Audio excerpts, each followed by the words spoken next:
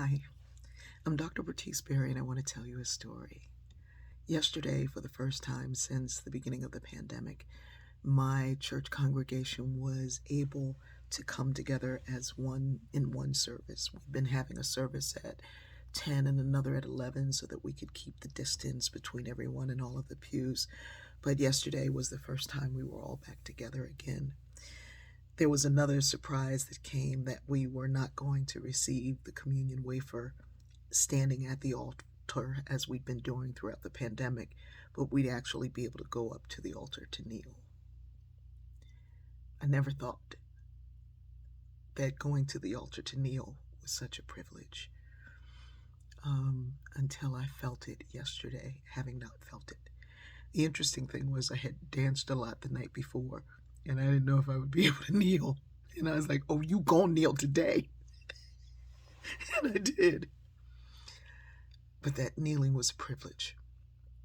After church, I was talking to some friends, and we were talking about the coming variant and what things might look like in the future. And we all decided to take in the moment that we were having then to really appreciate it, and to prepare at the same time.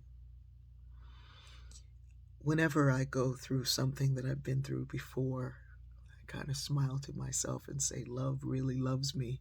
Life really loves me. God really loves me, because I get to learn this lesson again. There are so many lessons that we are not learning, that we are rushing to do, so many things that didn't give us meaning, didn't give us joy, didn't give us hope, but we're rushing to get back to them. And in so doing, we're taking away the privileges that we have. Kneeling is a privilege. Kneeling at that altar together is a privilege. It's such a simple thing, and yet I know it helps to keep me whole. The self is social. We need one another to connect and to become more human.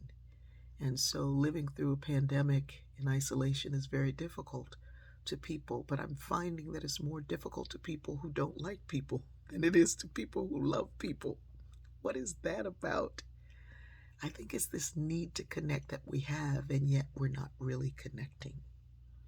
Connecting is a privilege. Recognize it as such. Use it as such. Cherish it as such. I love you.